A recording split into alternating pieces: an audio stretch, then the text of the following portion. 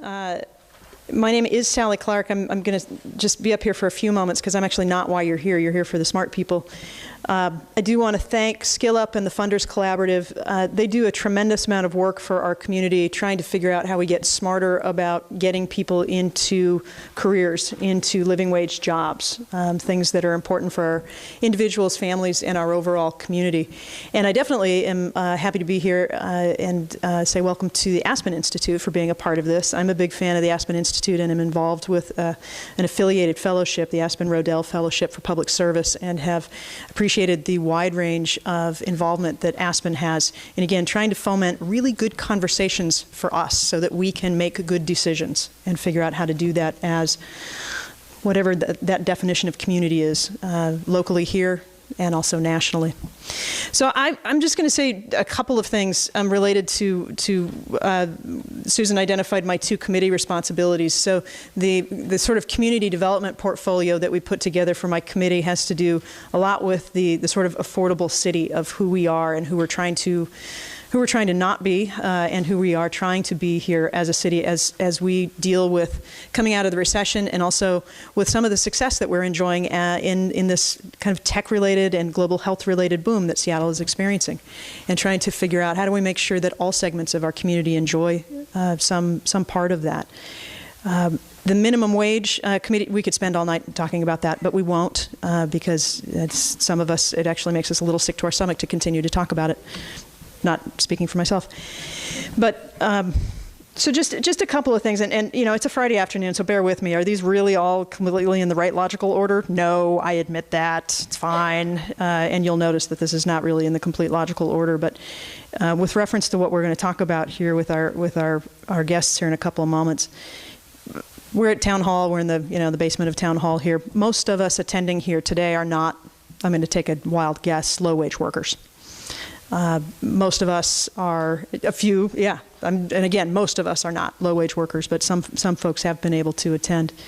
And yet, we are all completely dependent upon low-wage workers in our lives.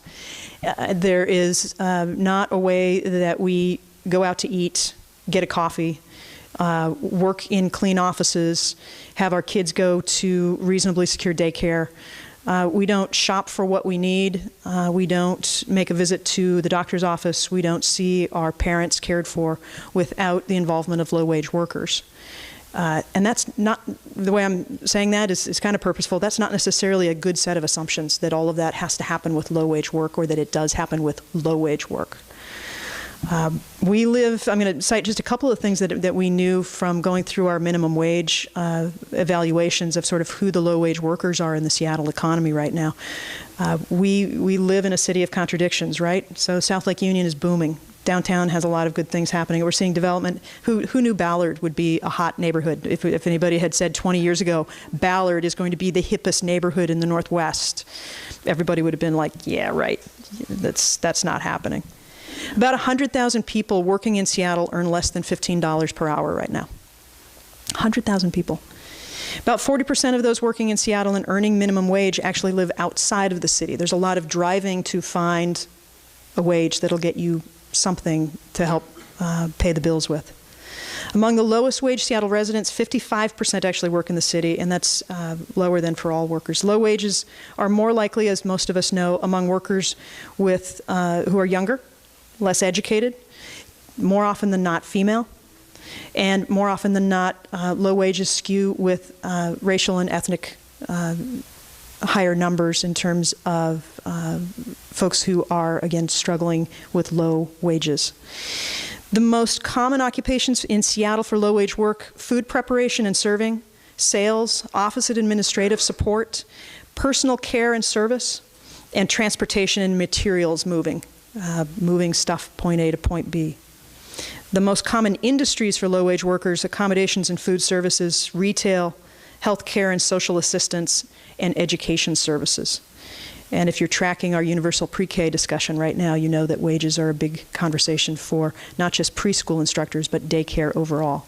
And it's one of the more ironic things that people who take care of the most vulnerable in terms of our youngest Seattleites and our eldest and most infirm Seattleites, low wages tend to skew in our area towards those directions. Washington State has now, as of this past May, regained in numbers, in raw numbers, all the jobs that we lost in the recession. That's great. Unfortunately, they aren't exactly the jobs that we lost in the recession. We didn't get all of the better paying industrial manufacturing type jobs, although Seattle did better than some other regions did in terms of manufacturing and industrial.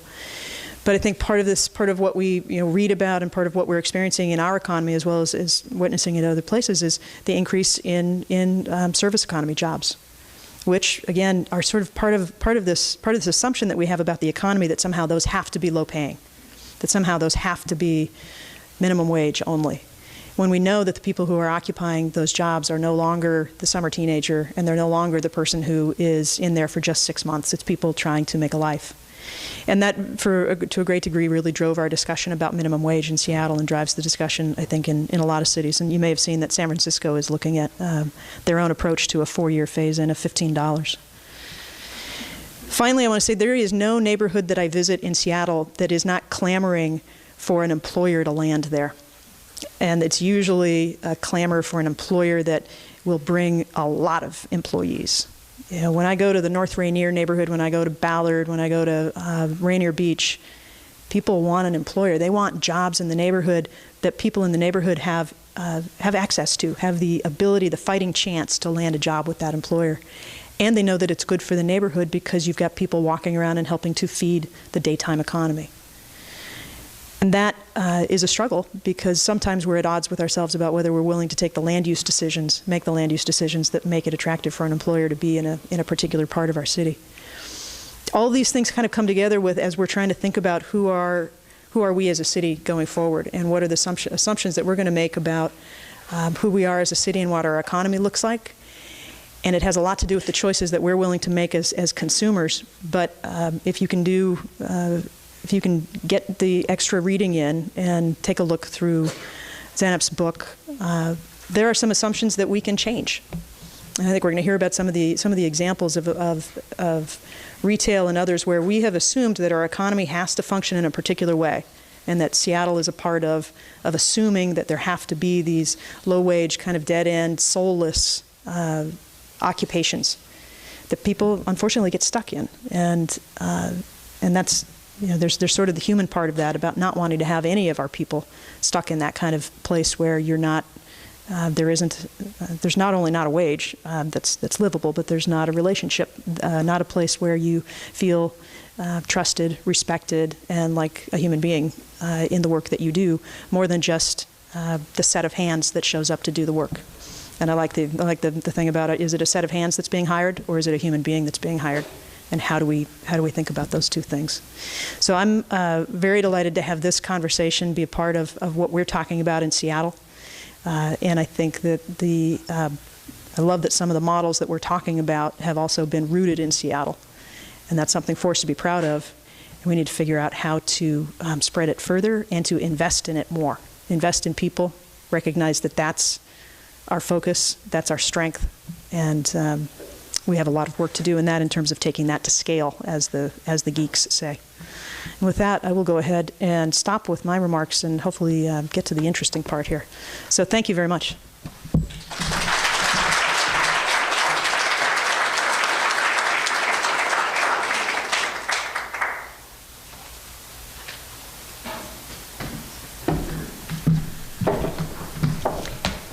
Thank you, Sally. One of the things that I've known about Sally for a long time, and she shows it every time she speaks, is that she can handle the most difficult discussions. She's wicked smart, and she has a wicked sense of humor. So we're very lucky to have her. So my next task is that I get to introduce the panel. We've got an exceptional panel today, and first off is Maureen Conway, who is a dear friend and an old friend. And Maureen, pardon? Not that old. Not as old as I am, all right. I first met Maureen about 15 years ago, and it was just as the work was starting on trying to define what a sectoral employment strategy was. And we became friends after having been locked in a room with no windows for 2 days trying to define it. Luckily, we haven't had to do quite that ever since, but we still have a lot of time to talk about, as policy nerds, where we should go, and to stand on street corners in the rain for 2 hours while we continue doing it and thinking nobody else would want to do this. Maureen is fabulous. She is a researcher at Aspen Institute, and she has national scope in the work that she does. She is also a product of her Catholic girlhood, which is that she is very, very principled in what she does and what she thinks. We can move this along. Yeah, whatever. It isn't often that I get a chance to say things like this about Maureen in person, so it's kind of fun that she's blushing. So, Maureen, we're really happy to have you here today, and it's very exciting for us to be able to share this particular program with you. I'm also delighted to have Zeynep Ton here today, and I first was exposed to Zeynep's work through Maureen, and Zeynep has done years and years of research, and what she said to me was, well, you know, I'm an operational researcher. Really, this isn't what I set out to do when I started looking at these very large companies and looking at how they do what they do. And I got into this kind of work because I also was working in my parents' factory when I was a teenager, sewing pockets on the back of clothing. So Zeynep is very smart, she's very analytical, and she is also really giving us an opportunity to know about how we can do things in a third way so that we really do well by doing good. We're also delighted to have Richard Galanti with us, and Richard was one of the people who worked with Zeynep, as Costco was one of the companies that Zeynep studied. And you know, Costco's our hometown favorite, and I was trying to explain— Among others. Along with the Seahawks and the Mariners, Costco is our hometown favorite. And one of the things that Costco has really epitomized over the years is that Costco has been able to give us great products, to do that in a way that is very cost effective, and also to do that as a really good corporate citizen. So I'm really delighted to introduce our panel, and I'm going to leave it to Maureen now that I've embarrassed her totally. Thank you. Thank you, Susan. So thank you, Susan, and thank you all for being here this afternoon. I'm just going to say a couple remarks quickly and then ask a bunch of questions of the smart people. So first, I just want to say that this event for the Aspen Institute is part of our Working in America series, and in the Working in America series, we've been looking at a lot of different issues that affect working Americans today, and I very much appreciate Sally Clark's remarks, because many of the things she said about low-income workers are not just in Seattle, but of course all across the country. And I think she framed that very nicely. Some of the challenges that working people face. One of the numbers that I keep in my head is this from Paul Osterman, a colleague of Zeynep's, which is, you know, depending on which low-wage standard you use, between 1 in 4 and 1 in 5 working adults. So not just kids, adults between the age of 24 and 65 are in a low-wage job today. And for the purposes of this conversation, where we're looking at retail, so 17% of those are employed in the retail sector, and among retail employees, 49% are low-wage employees. So there's a lot of low-wage work going on in retail. So it's really great to have research and great company models that show us it doesn't have to be this way. So I also just want to thank Susan very much for hosting us here today, because we've been hosting these conversations primarily in our offices in DC, and for a variety of reasons, it's great to get out of DC. So this is the first one that we've gotten to do in a location other than DC, and we expect to do some in a few other spots around the country as we move forward. So I really appreciate Susan being willing to work with us as we do our first conversation outside of Washington, DC. I also need to thank our supporters for this series, the Charles Stewart Mott Foundation, the Ford Foundation, the Surdna Foundation, and the Hitachi Foundation, without whose support we wouldn't be able to be having these conversations. Okay, so I think that is my the extent of my things I need to say, except for that the hashtag, if you are tweeting, is #TalkGoodJobs. So, and my millennial staffer will really be happy if you tweet. So please go ahead.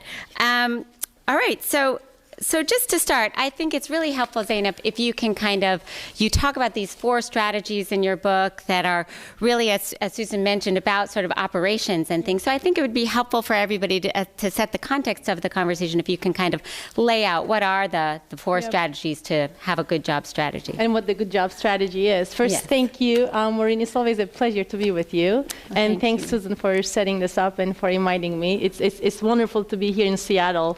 The whole world is watching you. So the good job strategy is, at a high level, it's a strategy that delivers great value for investors and for customers while creating good jobs for employees. And it's a strategy that doesn't require charging customers more.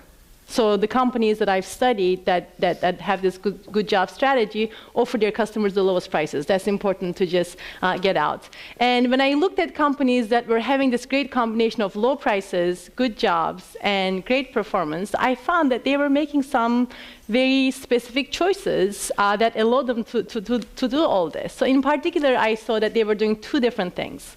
One is, we've heard about employees as hands. Was it employees as hands? So they don't see employees as just hands, hired hands, but they see their employees as human beings, and human beings who can drive sales, who can generate profits and generate growth. So they invest in them. So the first part of the good job strategy is investment in employees. They pay them higher wages. They train them more than their competitors, offer them better schedules than their competitors do. So that's the first part. But anytime you make an investment in something, you want to generate a good return on that investment. So the key part of the good job strategy is making very smart choices, and oftentimes counterintuitive choices, that make employees more productive, that allow employees to have fewer mistakes when they do their jobs, that allow them to have a bigger role in driving up sales and reducing costs, and that allow them to be part of continuous improvement. So when I looked at these companies, I found 4 choices that were common among them. And let me go through those 4 choices really quickly, because that's really the heart of the good job strategy. The first one is, all of these companies offer less to their customers. So while most retailers try to offer so many products, as many products as they can, open longer hours, offer promotions, these companies offer fewer products. They don't offer promotions. They have consistent low pricing, and they also are not open all the time. And offering less allows them to reduce their costs, make their employees more productive, and really put their employees at the center of their success, because now their employees are more familiar with the products and they can help customers choose if they need to. So offer less is the first one. The second one is the killer combination in job design, which is, on the one hand, standardizing all the things that need to be standardized. So all the routine work, like maintenance, safety walks, shelving merchandise, and benefiting from those consistencies and efficiencies, but at the same time empower employees to improve those standards and empower employees to make decisions for local customers. And as a result, employees can generate higher sales. They could be part of lowering cost. The third, so first, offer less. Second, standardize and empower. The third one is cross-train. And they cross-train their employees so they can do multiple tasks. So when the customers are there, they could attend customers. When the customers are not there, they could do other things. Again, this increases the productivity of their employees and offer their customers better service. And then the last decision, and it doesn't sound nice, I know, because it has Slack in it, but it's operate with Slack. So in any retail environment, you never know how much work you're going to have, right? You can't ever know exactly how many hours of work that needs to be done. Most retailers are on the side of having too few people, But these model retailers actually are on the side of having too many people rather than too few. That way, everything is done. There aren't operational problems. Customers are served. And that way, employees can be part of continuous improvement. So these 4 choices, each of these 4 choices work great for customers. They work great for employees because they make jobs better jobs. And they work great for investors because they reduce costs and improve productivity. And these 4 choices work really nice with each other. So, operating with Slack works because these companies have cross-trained their employees because they've standardized. So it's a system that really works very nicely together. And it's a system, companies can make these choices because they have invested in their employees. And they can invest in their employees because they have made these choices. So both, these 2 things enable each other. So that's just what the good job strategy is about. Great, thanks. So, Richard, Zeynep's laid out this strategy kind of in the abstract, what is this strategy?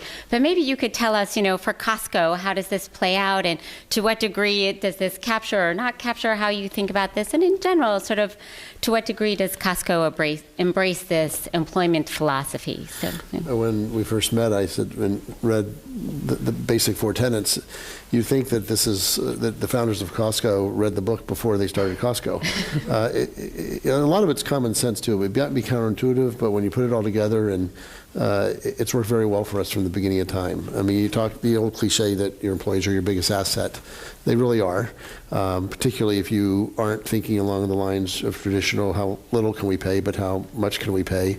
Can we provide a secure and safe environment for them, a fair environment, growth opportunities, live high quality, low cost health benefits, all those things. And a lot of the other things will take care of itself. And so I think from the beginning of time, Jeff and Jim, the 2 founders of Costco, and most notably Jim, who was till 2 years ago already retired, president and CEO of the company, you need a great leader to start, and somebody that every time it's questioned, do we really have to pay more in Missoula, Montana, the same wage that we pay in LA and New York? Yes, and by the way, it's simpler. So fewer columns is easier to manage. When Sally was talking earlier, she talked about you can operate profitably and pay good wages and do things that not everybody else does. The immediate thought that came into my mind was 10 or 15 years ago at Costco, maybe 15 or 18 years ago, when Jim walked in one day and said, who's the company that provides the overnight cleaning of the offices? And says, I want to hire them. I want to hire the people. What we pay the third party, which includes the carry that they're going to make, is less than we pay our own employees. What we pay the total, including the wage. And so, it's the right thing to do. And so I think at every juncture, when we missed our numbers as a public company and the stock came down a little bit, and I love institutional investors used to always say, it's great that Costco pays high wages and has the best quality products at the lowest price. And they're saying that, and they applaud it because the stock was going up, because earnings were going up. And as soon as we stubbed our toe a couple of times, they say it's better to, and one analyst, in fact, came out, the title of his equity research report was, it's better to be a Costco employee or customer than it is to be a Costco shareholder. Thankfully, we proved him wrong over time. And I think everybody's drank the Kool-Aid, if you will, since then, in terms of it is right. Another one that reminded me of is, the challenge was, the problem with Costco is they think too long-term. Because we were always talking about this is the right thing to do long-term for the shareholders. It's going to drive long-term profitability. And I remember one analyst saying the problem with Costco is long-term is 50 years from now. Jim's response was the problem with Wall Street is long-term is next Tuesday. And probably 50 years is a little too long, but certainly longer than the next Tuesday. But getting back to our philosophy, I did make some notes up because I love talking about it. I'm lucky. I get to talk about this stuff. And it's nice to work for a company, not only has been successful, but where your customers or your employees like you and trust you. And I want to share some of the philosophy, which is similar to what Zeynep just talked about, but also how do you save money by doing that too in terms of expenses? If you're paying all this extra money, where does it come in terms of efficiencies? So certainly the original single syllable words, simple bullet points, and we are the king of simple at Costco in terms of it's much easier to manage less than 4,000 items than it is for a supermarket that has to manage 40 or 50,000 items.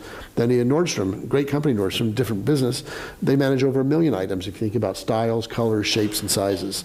And so we can be a lot smarter managing 3,800 items. But in terms of, take care of your employees, that was the basic tenet from the very beginning. A good living wage, affordable, good health care, opportunities for growth. Hopefully, if we can grow, they can grow too. Fairness. And fairness is, and you got to work at that all the time. It's very easy to hire somebody you're more comfortable with as a supervisor.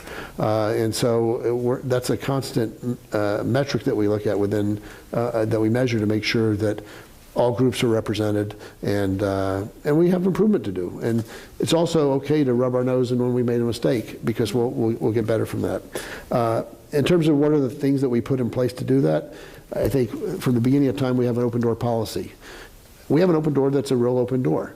Anybody can, if an hourly employee has been suspended or feels that he or she is he and maybe fellow employees in a given location in Omaha is being treated unfairly by the manager, there's favoritism, there's harassment, whatever it is.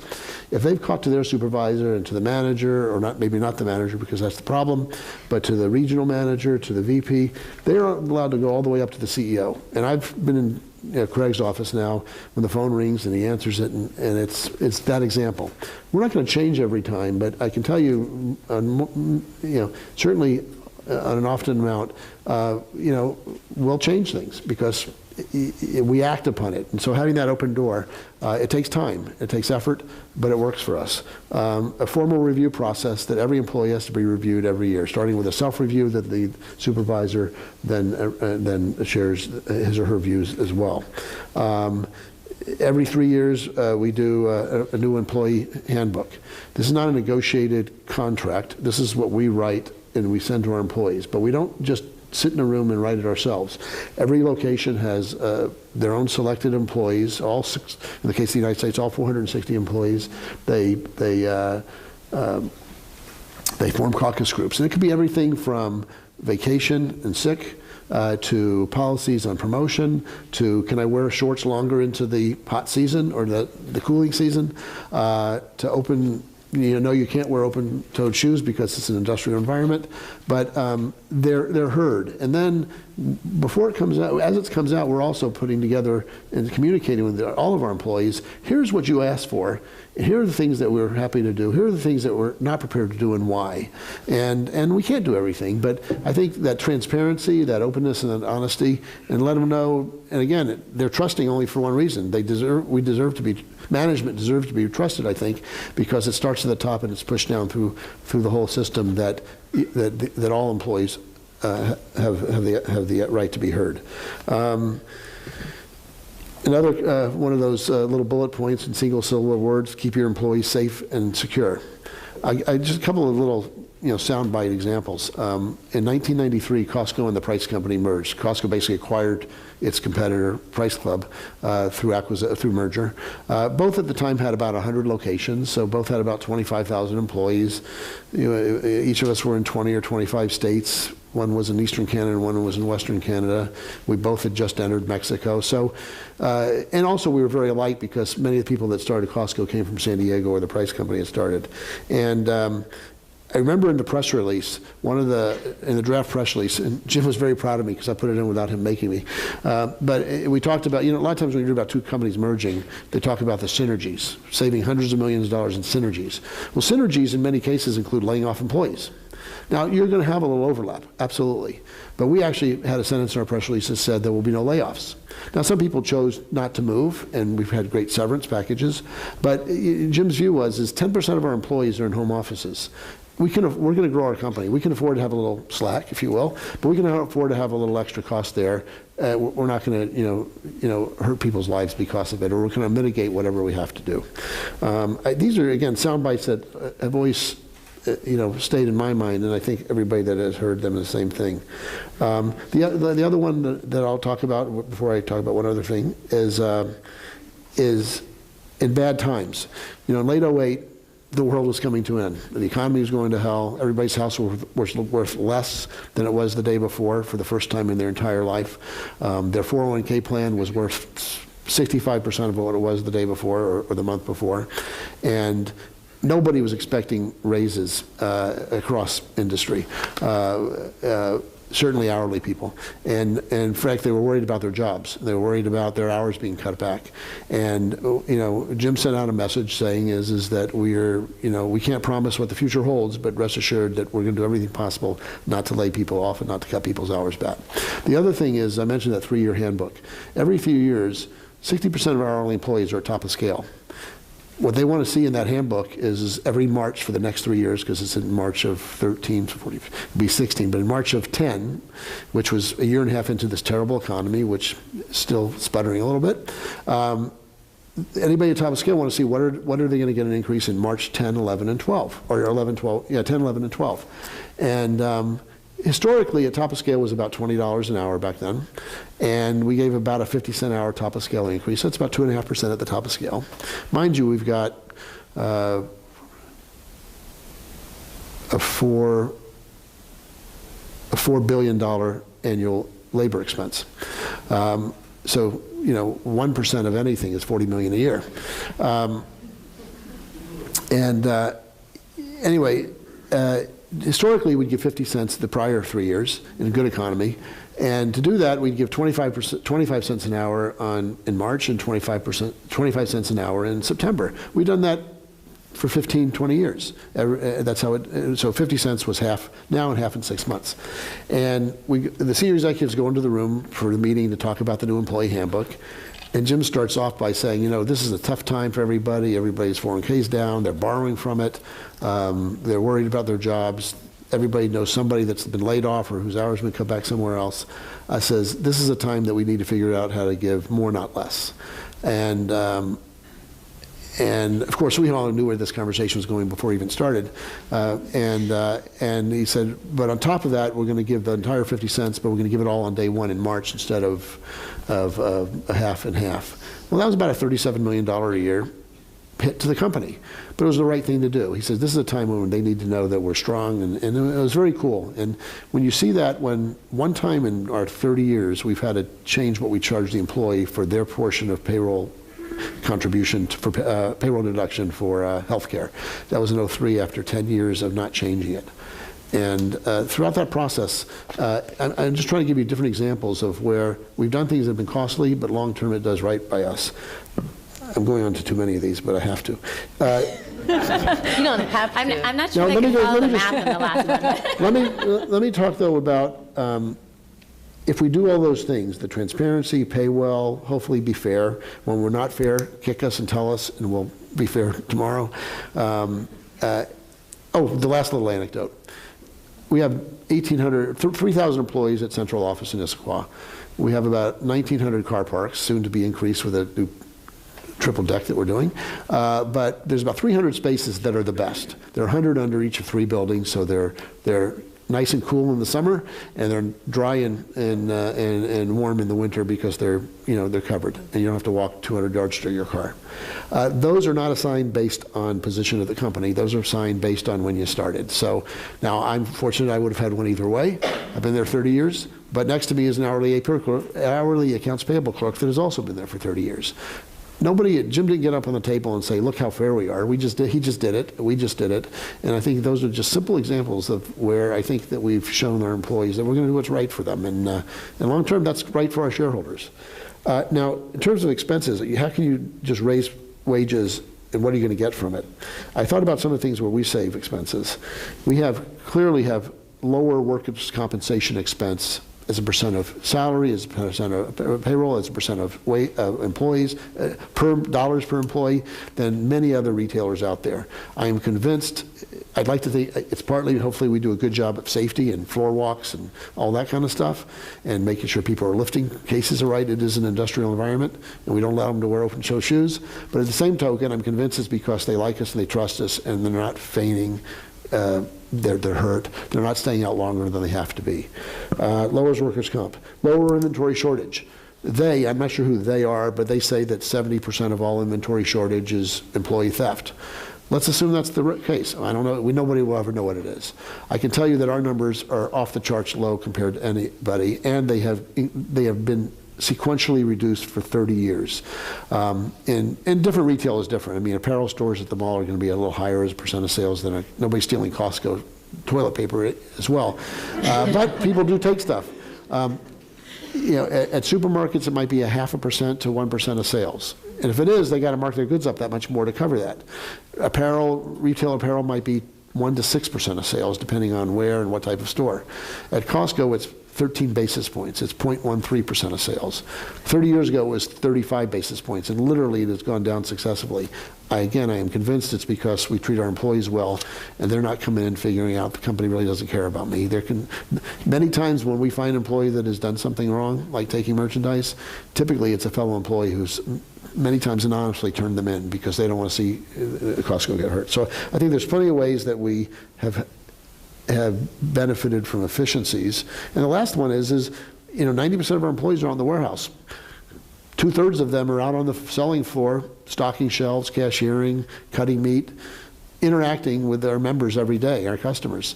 They are our ambassadors out there. I cherish the fact that we get more positive emails and letters from members than we do get negative ones. And I think, again, it's because of the employees are part of the equation. Great. Can I add just one thing? I know.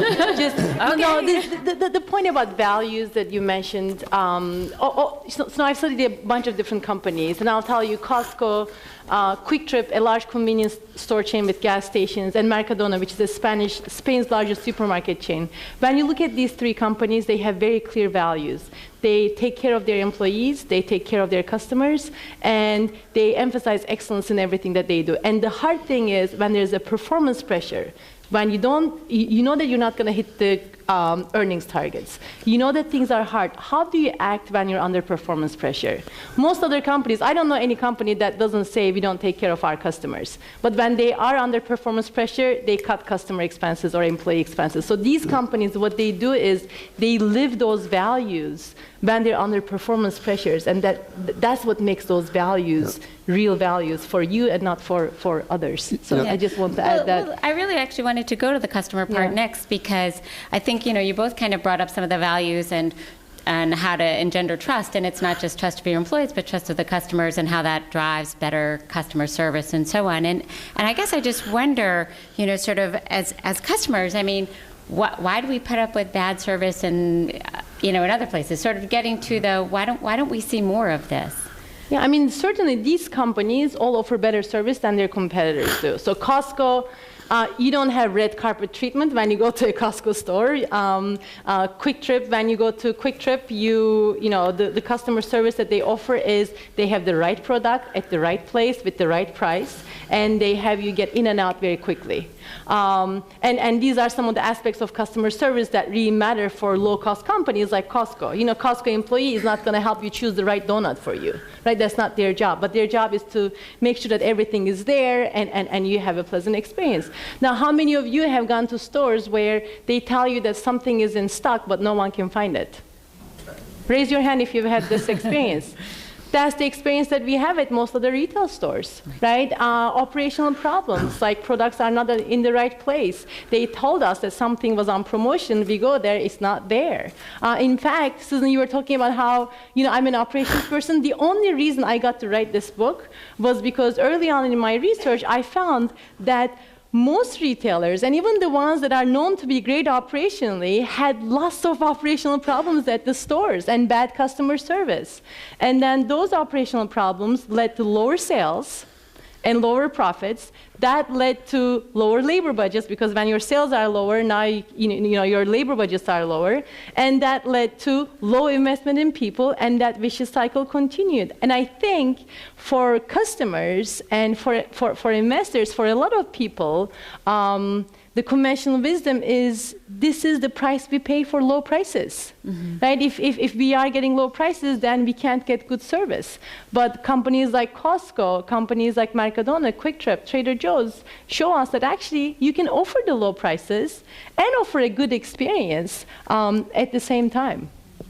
Yeah. We should demand more. So vote with your wallets, right? Go to stores that actually provide better service, that treat their employees better. Yeah. I mean, Richard, can you comment on this? Because you mentioned sort of, your employees are your most important asset. But the other thing we often hear, service companies say in particular is the customer comes first, right? And yet, Zeynep documents how it's sort of common in a lot of organizations it doesn't seem that way, right? The way they run their businesses. So how do you think of that? And you have come up with lots and lots of numbers. So what are some of the numbers that you sort of look at around your customers and their satisfaction and how that drives what you do? Sure. And a comment Zeynep made a couple of minutes ago about when times are tough or expenses are up or healthcare costs are up, companies feel pressured and they sometimes do things that aren't good long-term for the company. I remember years ago there was a New York Times article that was wonderful about us, or I wouldn't be telling you about it, but it was talking about how well we treat our employees with wages and benefits and compared it to the big bad wolf, Walmart. And Walmart has lots of good things about them as well. They are the biggest, and so it's an easy target. A lot of other retailers sometimes hide under that radar. Yeah. But at the same time, one thing that was very telling, near the end of the article, end of the 6-week period during which time this gentleman was writing this article, he was out one final day for fact checking, and before he took the red eye back, we had a quick bite, and he said he'd been around the country and visited 7 or 8 different Costco's in different parts of the U.S., and he said, the thing that really struck him was, first of all, we said he could talk to anybody he wanted to, and I said, really? He said, really? And I said, yeah. It says if they find something bad, we'll find out about it too, and we'll fix it. And again, that came not from me, it came from Jim and others in management and operations. But he said he asked each of the warehouse managers, what happens when you miss your numbers for the month or the quarter? And he said, almost to the person, they said, well, what do you mean? We try to make them next month. And he said that was so different than some companies that he interviews, because this is a business reporter that he interviews, and they said, you better not miss your numbers or your ass is out of here. And when that's the mentality throughout the organization, bad things happen.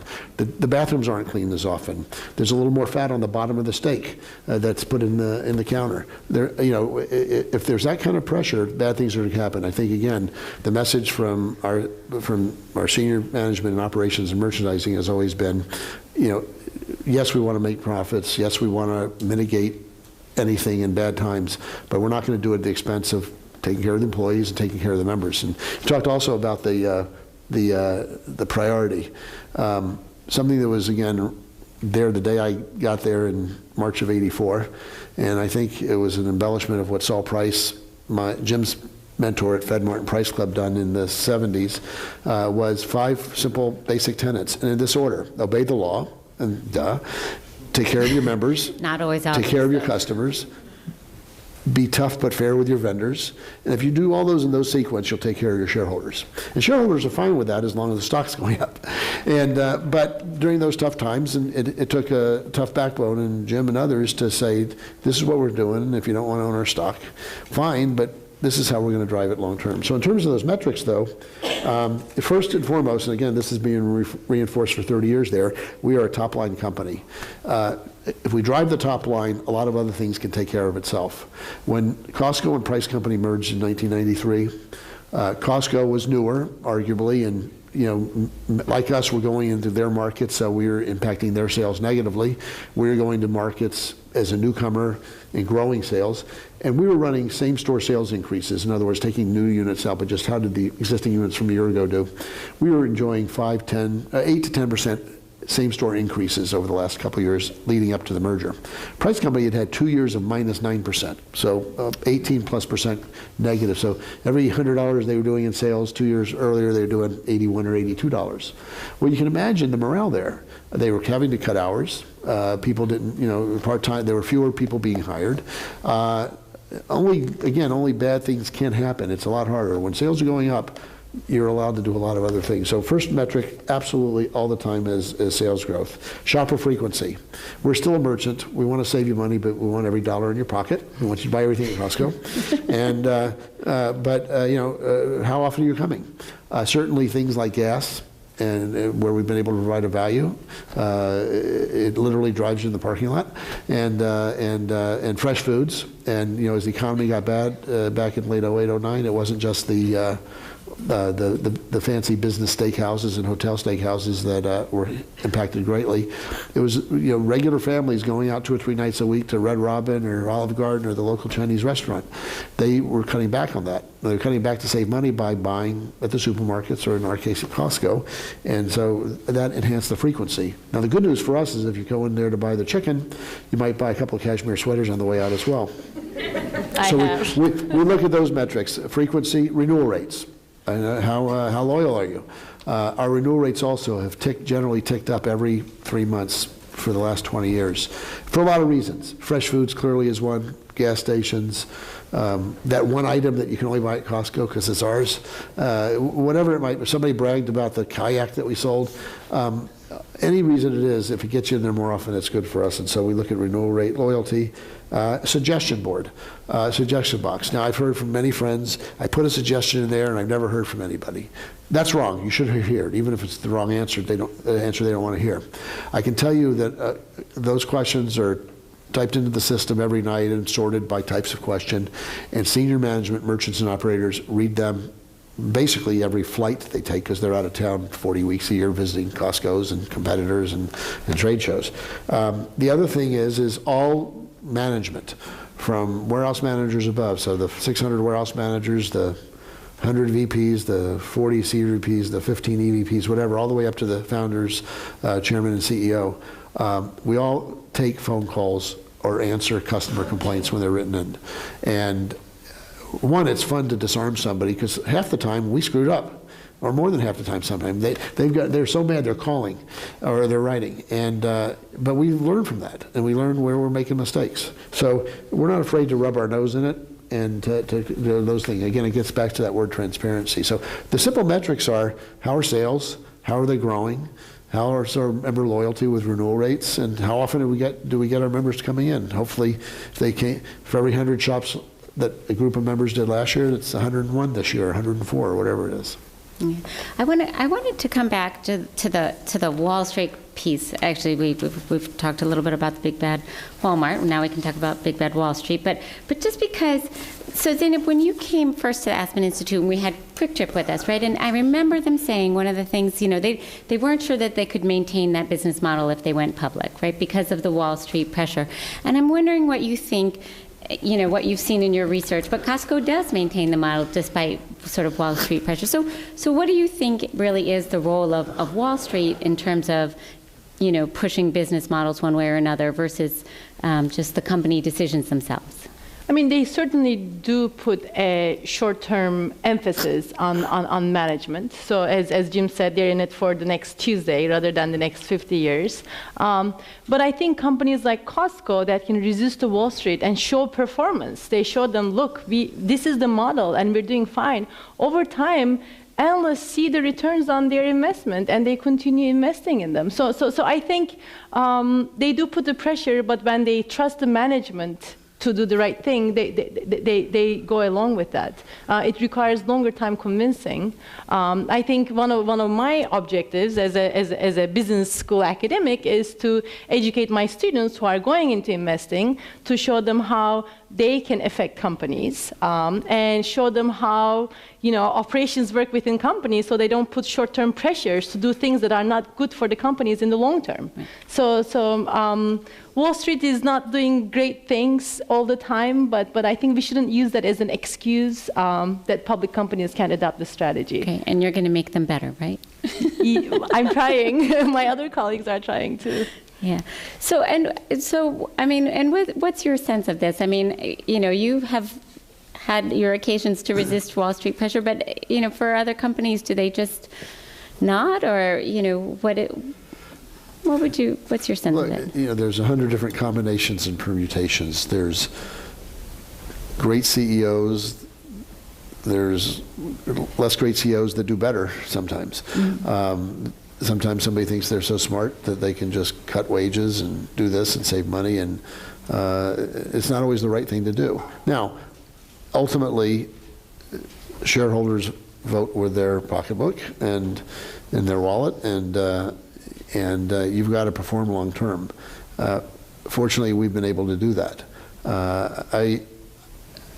we're probably allowed a little more leeway today than we have been over the earlier on 20 years ago, because we have performed. But we've stuck by our convictions, even when it's tough. I remember in a very early shareholder meeting, we may not have even been public yet, so in the first 2 or 3 years, well, we were public because we had shareholder meetings with lots of people. So it was probably the first 5 years. And we had stubbed our toe and the stock was down 20, 30% from where it had been 6 months earlier. And a shareholder got up in the meeting and had 2 plane tickets for Jeff and Jim to go down to Bentonville and see how it's done. And by the way, Walmart gets a lot of grief. They do some things well as well, and we respect them for some of those things. But at the end of the day, again, Jeff and Jim stuck by those convictions, and it's worked for us.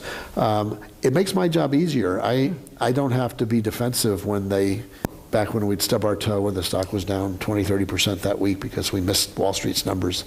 Interestingly, in the last 3 quarters, well, we don't provide formal guidance anymore. There's still a Wall Street number, which is the average of all the analysts that follow our company. There's at least 20 of them that do. And every quarter when we report our numbers, in the last 3 fiscal quarters, we've missed the numbers. One of them, 2 quarters ago, we missed it by 12 cents on a $1.15-ish type number, so 10%. And the stock was down $1 or $2, not $10. And I think, again, that's because they know long term, they're frustrated a little bit, but they believe in what we do. And so I think over time, we have not tried to be righteous, just to be honest, and consistent. Great, thanks. It's hard to do, believe me. It's funny, I can't tell you who, but there's a local company that's not public, but hopes to go public in the next couple of years. And through a mutual friend, we had lunch, and it's like he wanted to hear from, I'm just the speaker from Costco, the messenger. I look at all the people, the emergency operators around me. They're the guys, the men and women that do this all the time. But he said that he's built his whole company on taking care of his employees, that little 5 bullet point thing. And the other thing I got to laugh about sometimes is these 5 bullet points weren't written after Enron or after Tyco or after Martha Stewart or after the financial crisis. They were written, frankly, by Saul Price probably in the early 70s and embellished. And I remember about 15 years ago, Jim received in the mail a letter with some materials in it from a woman whose husband had recently passed away, who Jim had worked with at FedMart in San Diego 30 years earlier. And it was like he had discovered the Dead Sea Scrolls. Literally, he was running around with this 1-paragraph memo from Saul Price about you should make money by lowering prices and driving more sales, not by saying the competition can do it, or we can fool our customer a little bit, or put a little more fat under the steak, infuse it a little bit more brine into the chicken, which is allowable. Brine water is cheaper than chicken. But at the end of the day, it's some common sense stuff it's hard to do. But once you do it and you get part of it, it's great. Great. So I want to talk a little bit more since we said that this strategy isn't all about paying workers more, but in this strategy they do earn more. And since we're in Seattle, it's hard not to talk about wages and particularly the push on the minimum wage. So the idea, it's. Seattle's had more progress in raising the minimum wage, but it's something people across the country are talking about and thinking about. And I guess, Zeynep, I'm wondering, do you think that that a push towards a higher minimum wage would encourage more companies to think about these strategies, or how do you see that push as maybe a spur towards thinking about more adoption of the good job strategy? So again, I'm not a policy person. I'm just an operations management professor. But my hope is that if companies have to pay more for their employees, then they will have to find ways to make their employees more productive. They will have to find ways so that employees can generate more sales. They will have to find ways to reduce their shrink. They will have to find ways to be a lot more productive than they are right now. So my hope is that it's going to encourage some businesses to implement the good job strategy. Because this is, these companies invest in their people to reduce their costs, to increase their sales, to increase their profits. They don't invest in their people just to be nice. So I'm hoping that, especially for smaller businesses, that they'll take the approaches in this book and leverage the investment in people. And can you say a little bit more about, well, one, I was just wondering if anybody has been contacting you to prepare for higher wages, but also, can you say where would you advise them to start? Like if a company's trying to do that, how do they start? I think one of them is, even before then, we have to convince them that there's a good job strategy. Mm-hmm. Because right now, I think not every executive believes that this is a strategy that can work in their setting. Because the excuse that I hear all the time when I speak is, well, Costco can do this because it's a membership club. It's a big box retailer. And Quick Trip can do this because they originated in Tulsa, Oklahoma, and people are nicer there.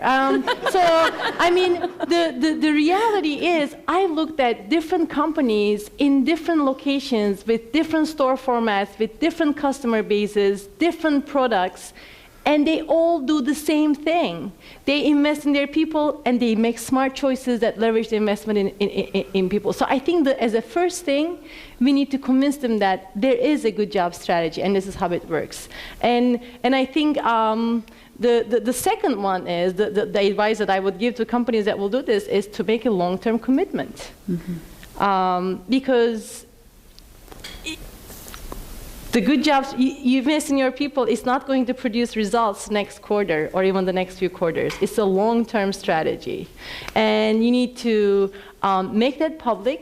You need to get your board on board that this is what you're going to do. And you have to communicate how you're going to implement it over the next couple of years. And tell your customers, your employees, and if you're a public company, your investors, what are some of the milestones that you're going to hit as you implement this. But to think that you can do this and overnight see changes is pretty optimistic. I mean, there was one large company that contacted me that have made this announcement that they are increasing their wages even before, the minimum wage increase. And that's the message I told them. I said, look, and they were asking me, how do we show the return on our investment? And I said, well, if that's the mentality that all you're going to do is increase wages and you're going to see a return on investment, it's probably not going to happen. You have to change all these other things to be able to realize that, and it's going to take a long time. I was thinking of two things. One is that this is just off the cuff. It's a two-way street. Mm-hmm. You can't just pay more wages and not expect more. I don't mean more hours, but everybody's got to be on the team, and the employees have to gain that trust, and that just doesn't come by adding a couple of dollars to their paycheck. It comes by management saying, we're doing this, but we've got to figure out how to be better at what we do, and again, and that's hard. It's easier said than done. Yeah.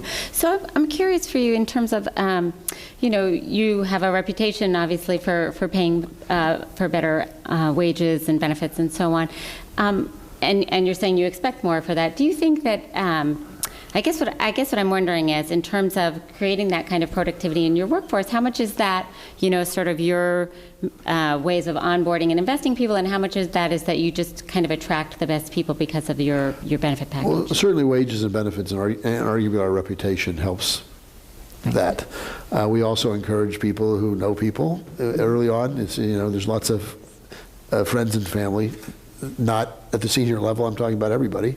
Somebody had a neighbor, and that's harder today because we're not growing as fast, here in this community. It takes time. The other thing I thought about earlier, though, in terms of the wages is, and I'm not an economist, I think it was my worst grade in college, and macroeconomics with Samuelson. But I'm dating myself. But at the end of the day, there's got to be that multiplier effect thing. These extra dollars are the most incremental, biggest multiplier dollars, because every dollar is going to be spent immediately. This is people, the lower hourly wage people are the ones that could best benefit from this. And it's going to go, so selfishly, even those naysayers, it's going to go back into our system immediately.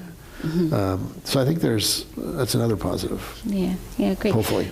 So I want to get other folks into the conversation. So I'm going to ask my one last question, which they probably won't take very long answering because I know Zeynep doesn't ever like this question. Is it a policy question? It is my policy question, but I live in D.C. and I have to ask a policy question, right? So, and I guess the policy question always is, because you lined up this strategy, and it's sort of it's good for customers, it's good for business, it's good for workers, it's good for society writ large. Like if people can, as we were, sort of as Sally was lining up before, if the people can be, earning a decent living through their work and not sort of trying to figure out how do I patch together income and public assistance and everything else and sort of have a sort of very unstable, economically fragile kind of life, it's better for society overall. So is there something in the policy space that can be done to encourage more companies to adopt these kinds of strategies that really would be sort of better for our economy, better for our society? I think a nudge would certainly help.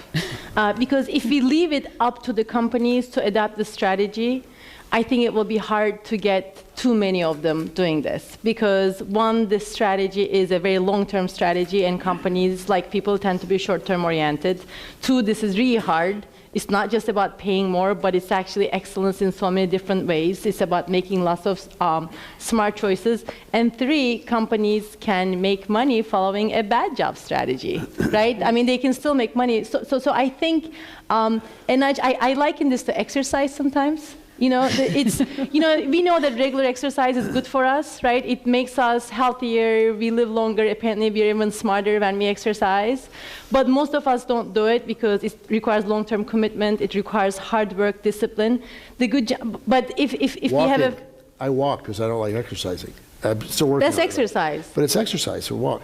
Right. So, if there's a technological tool that gives a nudge, or your neighbor or your friend, so here the government that could encourage us to exercise more. That works. But here the government, some of the policies around wages, around schedules, could provide nudges for companies to adopt this. Exactly what those policies would be, you are much better to answer that question than I am, but certainly a nudge from the government, a nudge from customers, all of you here, would certainly help. Yeah. So Richard, can you comment on this? Sort of, there is the minimum wage thing. I don't know to what degree that is an issue for you or not. Well, in a way, it's an issue. If it was just anything, it may impact us a little bit on the upside, but so be it. It's not going to. It's going to rain on everybody. And but I think I love the word nudge. This can't just be force-fed overnight. But every day we read, even locally, about small business versus large business, about the franchisees. I don't know what the right answer is, but trying to balance it so it's fair.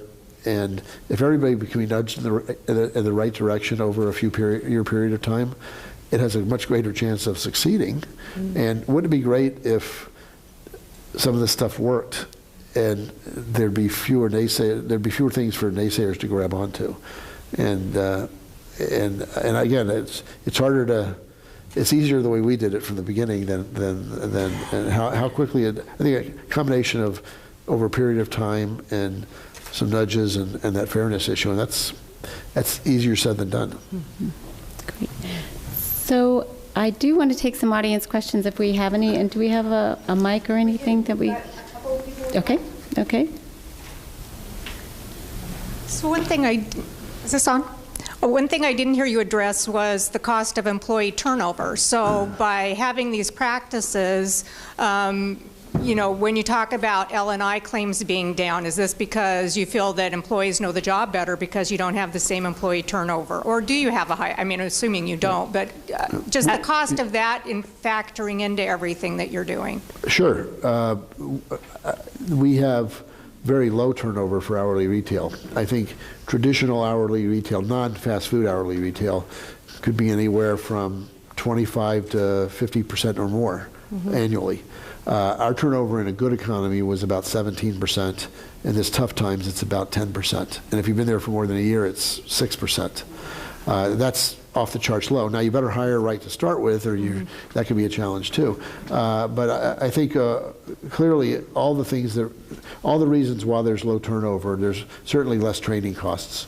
There's a challenge, by the way, at the other end. With less turnover, there's more people sticking around, and it is an industrial environment. There's healthcare costs. That's okay. I mean, we're figuring that out as well. But we can continue to invest in training. I think your comment about which I didn't really talk about was cross training. Mm-hmm. There's some positives to that too. We have 20-year employees that have been cashiers for most of the 20 years.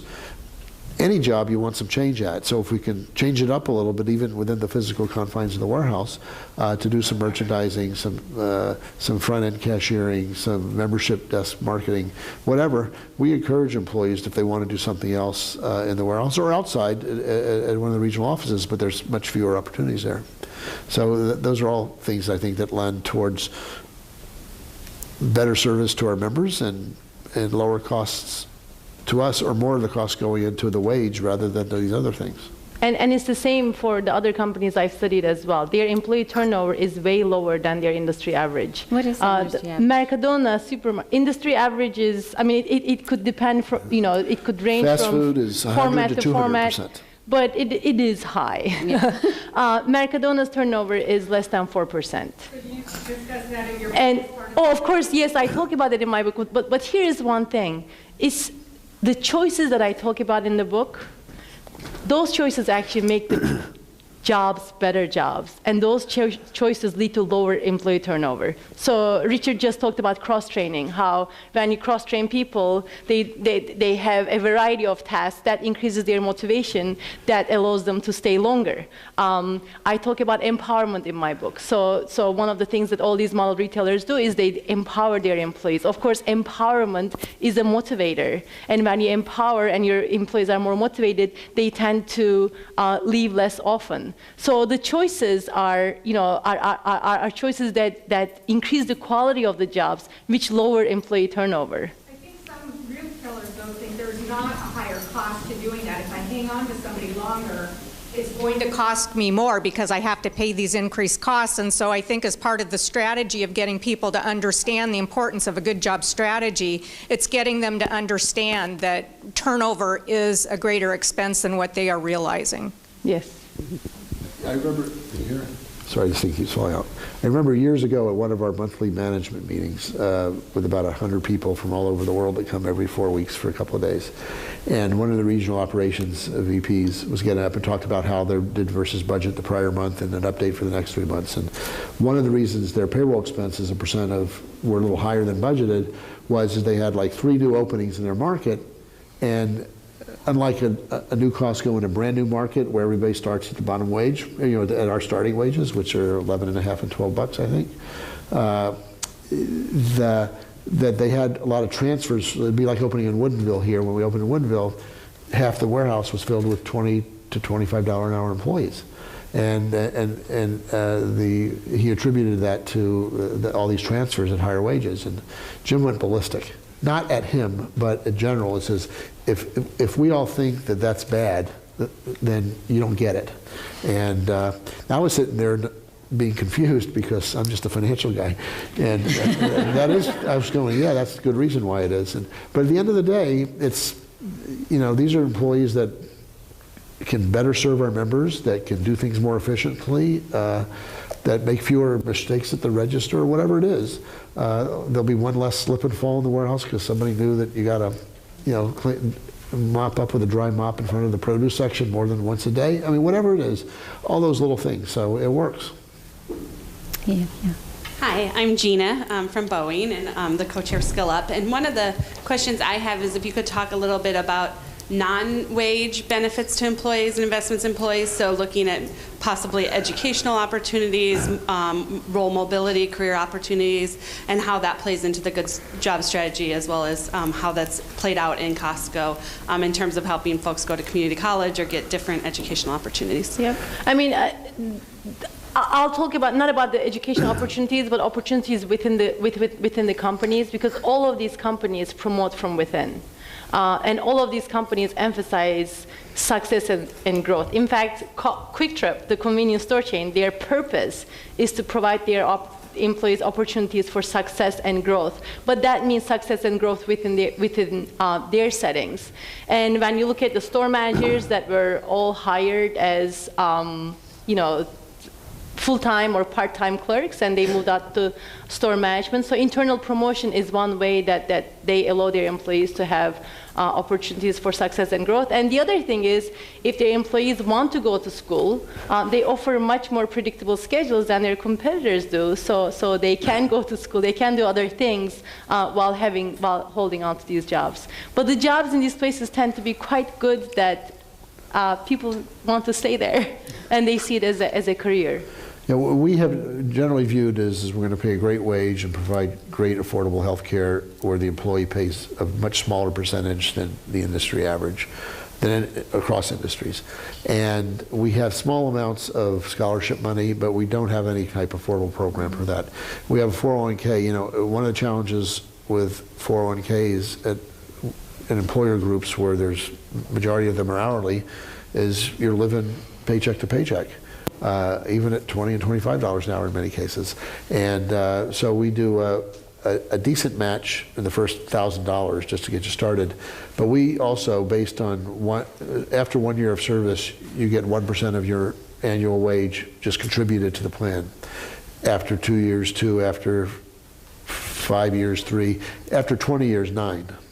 So a top of scale employee who's been there, full-time employee making somewhere in the mid-40s in terms of thousands of dollars, is in addition getting about $4,000, $3,800 contributed to his or her 401k plan, irrespective if they put in $1. So we're trying to do things for that long term, but in terms of scholarship specifically, we don't do a lot on that. Yeah. Internal promotion? We very much promote from within. Whenever I talk to like business school classes, I give them the dog and pony with the great pictures of thousands of people trying to get into the new Costco in Japan or whatever. Some of the giant teddy bears on the back of the moped in Taiwan, and I got some great pictures. And at the end I say, the good news is Costco's a great company. The bad news is we don't hire MBAs. I mean, we don't recruit at colleges. Whether it's the UW or Wazoo or whatever junior college somewhere, a lot of our part-timers are kids working around flexible hours, because we start in the bakery at 4 or 5 in the morning and end up an hour after closing, a few people. So there's 7 days a week. So we have great flexible and good paying jobs. What has happened, in my view, is that for every 100 kids, just take the UW locally, for example, for every 100 kids that were working there part-time in school to make a good hourly wage with flexible hours, none of whom were planning to go into retail, 5 or 10 of them decided they liked it. And that's probably, when you think about 450 Costco's in the United States alone, that's way more than we need. So we've kind of self-recruited that way. It's worked for us. It doesn't necessarily work for all companies. I used to always say that, Jim and Jeff liked me, notwithstanding the fact that I had an MBA. So. One of the things I haven't heard is dealing with incentives. There's a conflict when managers are given an incentive to keep their labor costs down. And how would you address that at maybe a mid-sized company when part of your pay is based upon that labor cost? As an example, some people are expected to mentor employees, but there's a disincentive to do that because that can affect their job ratings as managers and at the expense of the employee. So if you try to manage well by mentoring, your work is depressed, and you may lose some of your bonus as a result. How would you address that, or how have the companies that you studied addressed that?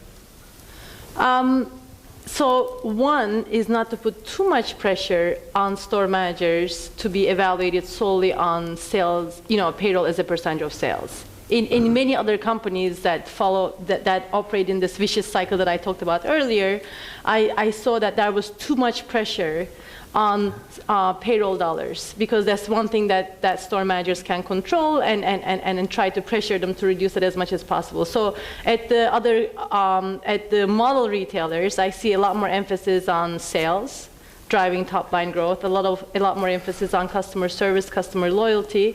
They still monitor payroll spending, obviously, but they don't put as much emphasis on their in their bonus systems. So that's one way that they manage it. We got that one right.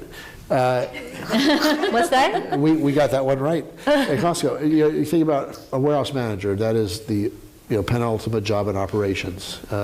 The average new manager at Costco has about 17 years of tenure, and they're responsible. He or she is responsible for on average, $170 million sales building with 300 employees, half full-time, half part-time, some salaried, with 5,000 people walking in every day. There's not only profitability and expense control, but it's safety and HIPAA and HACCP and every other acronym out there in terms of privacy at the pharmacy and, of course, food safety and everything, and slip and falls. And so that's a big responsible job. Of their total annual of a warehouse manager's total annual compensation, about a third is base salary, about 2/3 is stock, restricted stock units that then vest ratably over the next 5 years. So we want you to stick around. But then once you've hit 25, 30, and 35 years, you can accelerate that. So at some point we want you to go and to give no people job opportunities. But about a third, about 2/3 equals about all. It's actually a little less than a third and 2/3 each, because it's about 88%, those two numbers. And about 12% is the cash bonus of that manager's warehouse. And half of that cash bonus is the company hitting its profit goals as a company. So it's all or none. So it's really half of 12%. 6% of their bonus is based on metrics. One of the 5 metrics that make up 6% of their total compensation is controllable expense percentage, which the vast majority of is payroll. So we emphasize it, and then it's just reinforced at every juncture. At every regional ops meeting, operations where all the 30 managers in the Northwest come in once a month to meet with the VP and Senior VP of Operations. Once a year in Seattle, all 700 managers and all 11 or 1,200 buyer personnel from the 9 countries come in for a pep rally, but also a day and a half of workshops and a day and a half of merchandise trade show kind of things. But the overarching answer is among others, is you got to do the right thing, and the right thing is cleaning the bathrooms every X number of hours or minutes, and not doing what's right. And if it costs you a little more, don't worry about it. So I think we keep reinforcing you got to control your expenses, but it's not going to make or break that. Hopefully, a warehouse manager is not doing something wrong because of that. And certainly, the comment I made earlier about the newspaper reporter from the New York Times, that he couldn't believe that all the managers said the same thing. What do you mean? If we don't make our number, we try to do better. So hopefully there's some, don't do the same thing wrong twice, but you're allowed to make mistakes. You're allowed to not hit your numbers if you're doing the right thing. And that's a message also that's been reinforced from the CEO on down. So I wanted to ask you a question about how you think about what you've said today for us today in terms of the change that we're looking for in the workforce. For example, in this state, all of the growth in our workforce will come from non-traditional populations, typically people who don't speak English as their first language. And do you have some ideas about looking at that, really see change in who our fellow workers will be? Well, I think ultimately, I hope they can speak the language. I mean, that's going to help them as well as where their job opportunities. I hope maybe we have to have programs in place to help that.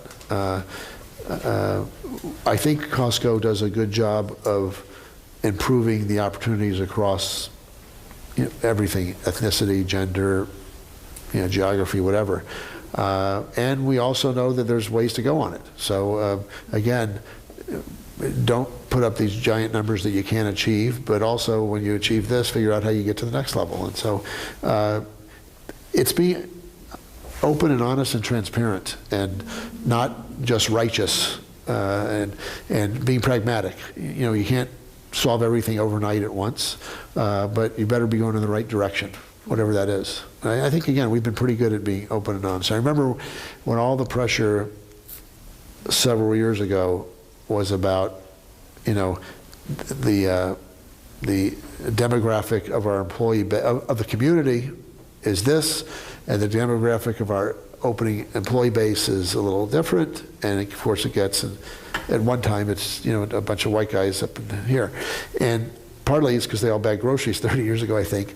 But I think starting with Jim and now Craig, they've done a good job of not only having somebody who's in charge of diversity or in charge of something else, but actually putting in metrics that push us, nudge us in the right direction, and make it a little painful, but also painful is not the right word. You know, do the work you got to do to get there, but also understand that you can't do everything at once, but keep challenging ourselves and trying to be honest about it. And I think one of the things that we can remind ourselves is that people don't have a fixed value. Their value increases in what you invest in them, and having that mindset would help us get in the right direction as well. We got a bunch of questions on here. Can you guys comment on salary caps? Salary caps is the lowest paid worker makes a certain percentage of the highest paid worker. I have not looked at in my research, so I haven't compared the you're talking about the CEO compensation versus the lowest level.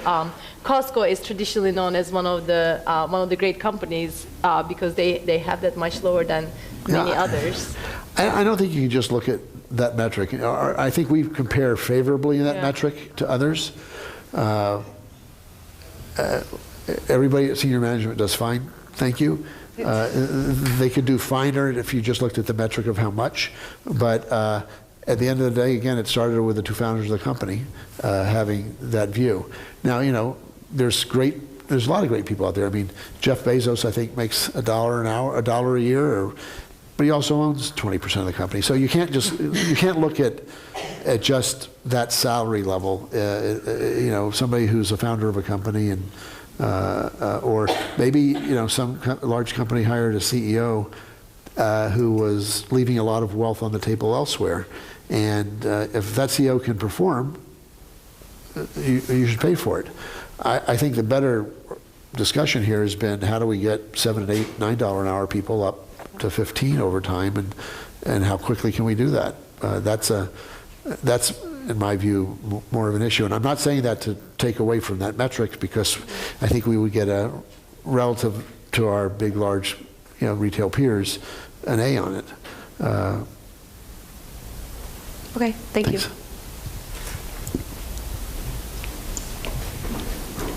How can I initiate the change in my own company to start going the right way as an hourly employee or as a part-timer?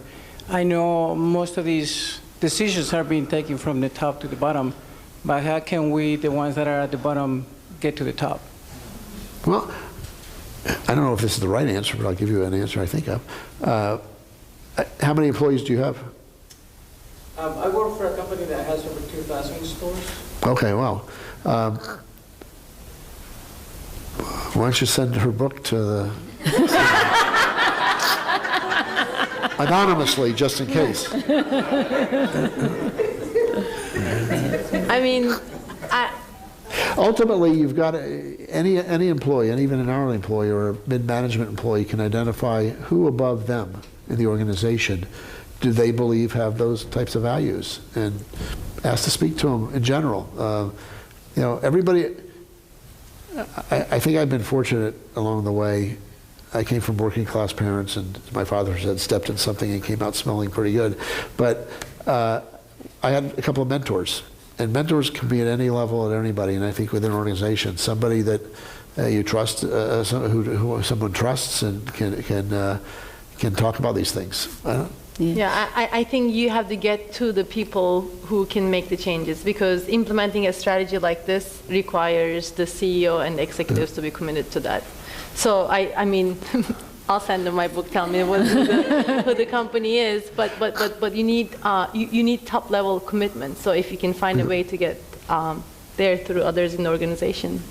Okay. And I think the key also is you have to do it all over time, but I love the word nudge, and taking a few years to do something, because this is pretty big stuff. All right, I'm trying to get you in here. I see a lot of small employers, franchisees, small local businesses, and they are, it strikes fear in their hearts to hear about a higher wage and discussion of a strategy like what we're talking about here. It's foreign to them. I wonder if you have some ideas about how they could bring this together for themselves. It what's them? Excuse me, I couldn't understand. Scares them. It scares them. Yes. I think it scares large companies as much as it will scare the smaller ones. But the types of things that I talk about in the book, I think if you're a smaller company, you know, Richard talks about how Costco is able to do that because they started that way.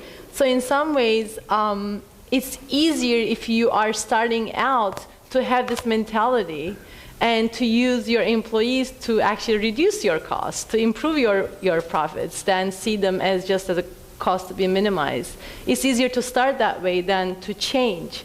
So in some ways, I think smaller businesses might be in a better position.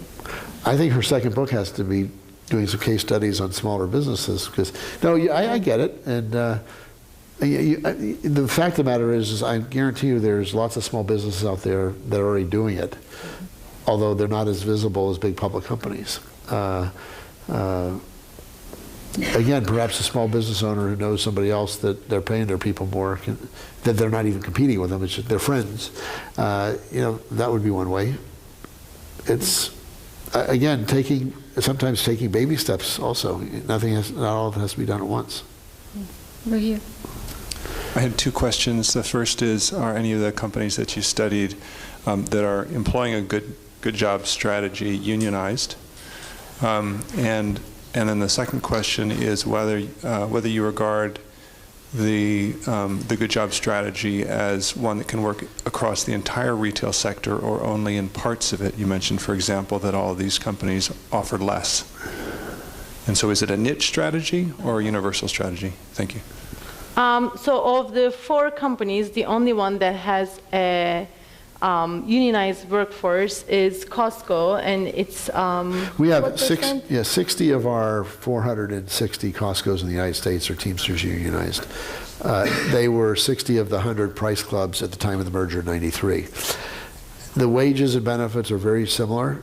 The wages are actually slightly higher on the non-union side, based on whatever restrictions and the costs associated with that. And we're very transparent about it when we discuss this, but it's a good relationship. You know, our founders' views were we treat our employees well. You know, we don't need somebody to help us. At the same token, we're not figuring out ways to push them out because they're there. And if our employees in those locations have them, then we're not going to, you know, we respect that as well. Do you have to negotiate a different handbook in this case? It is a slightly different handbook. 98% of it, 95+% of it's the same. And the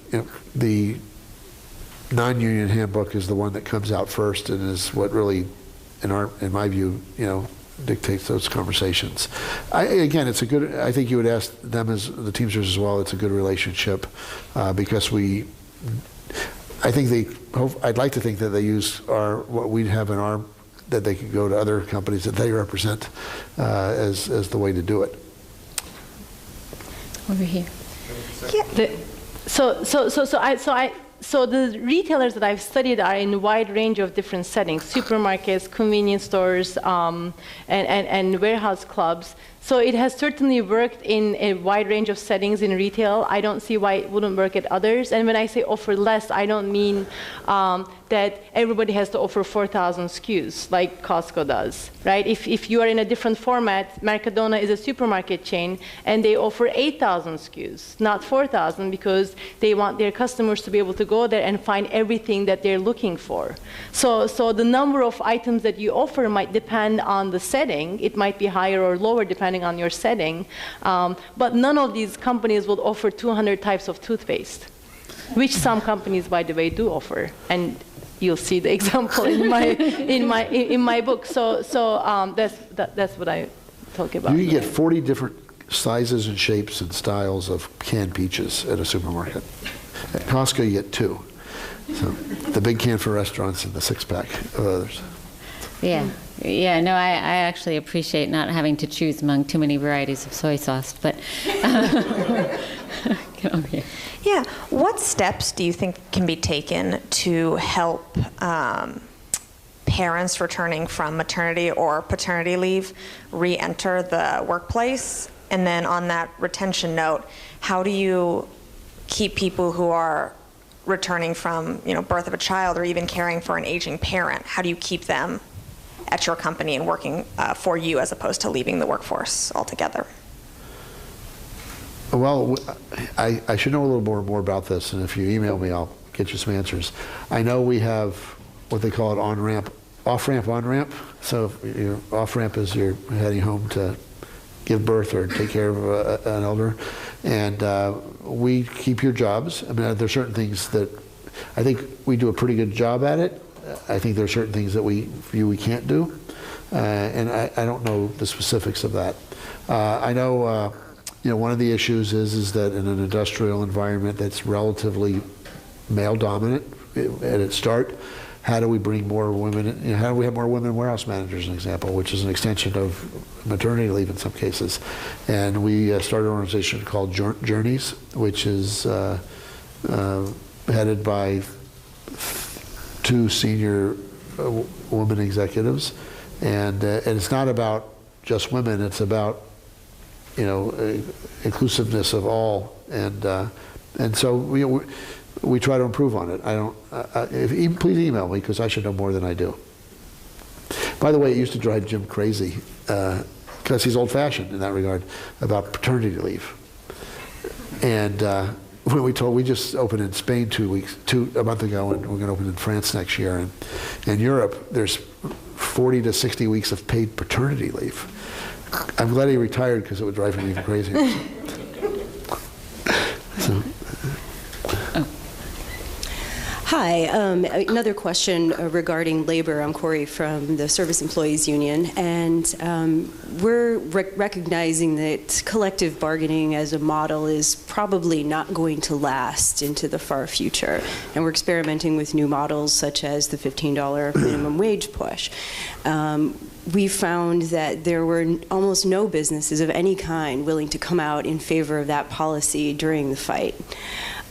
Despite the fact that it's going to have many positive impacts, we believe, on not just the workforce, but on business as well. And I'm wondering if you can opine about the best possible way for labor, either big L or little l, in terms of worker organization, to interact in the new economy, especially along the lines of pursuing a smart jobs, good jobs strategy that's, it's winning across the board for workers and for the economy and for businesses, even for shareholders, maybe.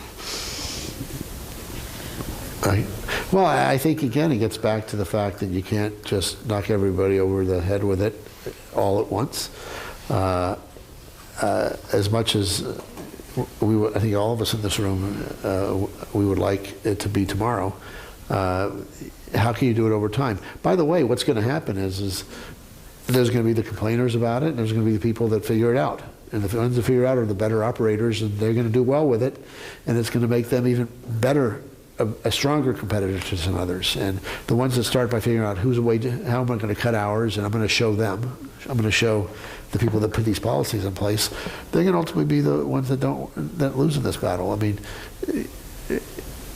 every time as CFO, every time in the early years when I'd go to Jim and talk just about the factual numbers, healthcare costs are growing at 12% this year, and sales are growing at 8%. It's a big nut that's getting bigger percentage-wise. It's a big expense hit.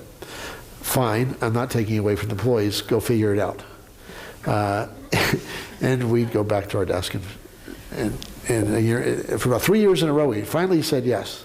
And but he says, but don't give me some fancy formula. Figure out how much the employee can afford. And then we went back to him a few months later, and he said, okay, that's fine. Now spread it over the next 4 years. I don't want to get impacted at once. And then I want to write a new letter to them. It says, I don't want some glossy brochure to say congratulations to our new health care plan. It's just a standard letter showing that unfortunately we have to ask you to share in that. So again, I think that getting back to transparency, some nudging a little over time, a little bit being force-fed by laws, I mean, all that stuff is going to work. I don't know how else do you do it.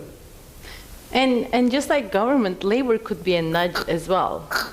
To implement the good job strategy. And I think if the mentality changes from collective bargaining to implementing a strategy that works for customers, employees, and companies, that will be a better way forward for both labor and companies and for employees. I think if the labor has the mentality that we're going to have high expectations of our members, right? I mean, we'll pay more, but we'll also expect more. And we'll make all the other choices to make them more productive, cross-training, standardizing and empowerment. So I think if the discussion moves from only collective bargaining to implementing a great environment where customers, employees, and investors can thrive, that could be wonderful for everyone. That's such a great point, because it's not just paying. I'm not going to say who. We've all gone into all kinds of different stores or restaurants or whatever, and sometimes everybody's, energetic, and sometimes it's like slow motion. I guarantee you, if part of that slow motion is the fact of how the employees are being treated, but it also is not going to just, you get this and you don't have to change how your view is also. How do you get everybody on the same team? And that's a challenge. That's going to be a challenge for management to do too. Yeah, over here. Hi, my name is Kat, and unfortunately I did not graduate high school and have paid the price dearly my whole life. I made the mistake of working for Safeway Corporation. They only give you 6 hours a week. Ironically, I was in such poverty, I couldn't, they said, you want health insurance. It's like I'm already below poverty level. I can get that for free. I fortunately made it. I've been living, fortunately made it to community college and made it to the University of Washington. I'm an environmental science major. In the meantime, I'm looking for work. Are you guys hiring? I'm happy to take for your the name. summer. I have gaps in my employment, because of jobs like this. I'm happy to take your name and make sure your application is seen. I can't promise anything, but I can at least get the start going. Okay. All right. I think he was asking you guys too, so. Yeah. I'd just like to know what's a good place to start. So let's presuppose the culture's there, the desire's there, regardless of big, small company, lots of employees, little employees. Where do you start implementing a good job strategy? Start with the philosophy of seeing people as strategic assets rather than just a cost to be minimized. And I talk about a virtuous cycle in my book, because once you start with that philosophy and you do better, then your performance is higher and you can keep investing in your employees. And at the same time that you invest in your people, you have to make some of those operational choices. Exactly which one you make when, I don't know, because that's going to be hopefully my next book about how to implement this strategy, but I don't know, and I don't want to make it up. One more question. Okay, so I was so interested in this, the reissuance of the employee manual every 3 years. Mm-hmm. And I wonder if you would talk just a little bit more about the process that surrounds that. What do you do, and how do you convene employees to talk about those? Well, every warehouse, the average warehouse has about 300 employees. About 90% are hourly. About half of that is full-time, half is part-time. By the way, there's a rule that among hourly, a warehouse cannot have less than 50% full-time. It would be, a manager's job would be made very easy in terms of controlling expenses if everybody was part-time and they could tell you to come in for 4 hours, and come in all day today and then cut you after 3 hours because it's not that busy. And so part of the rules that were originally put in place were to, again, hopefully to be fair. About a year before, maybe 10 months before that March of 16 next time, each warehouse manager, it's spearheaded by HR. And first of all, HR from the beginning of time has been told they work for operations. they don't work for operations, they work at the headquarters, but they work for operations in the sense that 90% of our employees are out in operations, so that's who you work for. And the employees form their own employee groups, and you know, there's some useful summary sheets of the issues. Some of the things are issues that, you know, management wants to change, or the operations have decided. You know, what happens when Seattle, was it Seattle, I think, that with the change in paid sick days? We actually provide more days, but how they're used and how you can carry them forward. So, you know, you had to change some things that are going to be changed there. So we kind of summarize for them the things that are going to have to be changed, either by law or things that we're going to change because and why. But then it's open canvas. Come up with your stuff. Usually the group of 5 to 10 people in a warehouse include a few people that have been on it for at least once before, and those are then summed up. And it's incumbent upon the warehouse manager to push this, that this is your meeting, here's the stuff, goodbye. You know, you send it into HR, not to me. But it's the warehouse manager's responsibility to make sure it happens, and it happens in a forum that can be honest and transparent at the hourly employee level. I mean, you know, they don't want to, no supervisors can be in there, it's got to be theirs. And then those are summed up over the course of that 9 or 10 months, and it goes through a couple of iterations, and ultimately in probably about 4 or 5 months, so probably in November, because it's March. Why March? Because the first one was done in March, however many years ago. And it's not done every year. You know, there's amendments to it all the time, of course, when things have to be changed. But in terms of the publication of the new one and the top of scale for the next 3 years, and probably in mid-November is when now Craig sits down with the 16 or 17 EVPs, mostly are operations EVPs and merchandising EVPs, and walk through it. And the operators by themselves, senior operators, will go together and what's the easy stuff? Let's the stuff that the employees want that we can do, let's do. We don't have to have a big discussion at senior management level. And so again, it's an iterative process that's open and honest, and we get there. Great. Well, and if you're interested for a specific reason, I'm more than happy to have you talk to the people that do it. Okay? Well, I just think we should really thank Zeynep and Richard. This has been a really great discussion, so thank you both so much.